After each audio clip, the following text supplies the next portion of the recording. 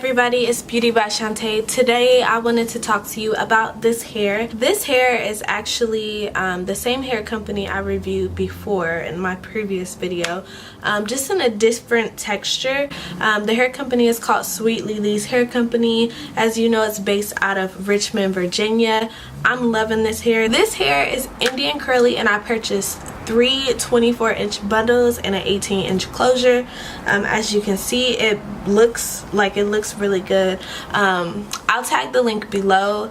Bottom line, I love this hair. When I unboxed it, it was super curly and really silky. I liked the hair texture. It was easy to run my fingers through and everything. It didn't have any shedding. I did color this hair. I bleached it with the B&W bleach and used a 40 developer. I know that's a little harsh, but as you can see, I like my hair pretty light. The color took really well. I think that the curl, the curl patterns held up really well too. This is actually the hair in its natural state. All I did was take a shower, wash and condition it, and then I put a little bit of Eco Styler gel in it along with this Cream of Nature Moroccan oil or Argan oil strength and shine leave-in conditioner. I just sprayed a little bit in it. I usually like when it has the wet look. I don't like when it's like super big as it was at first. But let's see, what else can I say about this hair? It is a little high maintenance. I noticed sometimes just like any curly hair, honestly, it'll get a little tangled around the nape area, but that's what what you can expect from curly hair. I do think I'll purchase this hair again.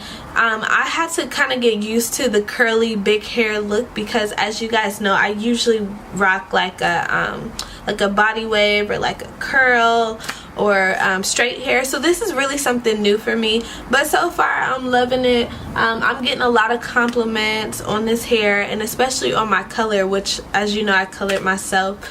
If you guys would like to see how I colored this hair, like this video and make sure you subscribe because you don't want to miss anything. If you have any questions, just link them below.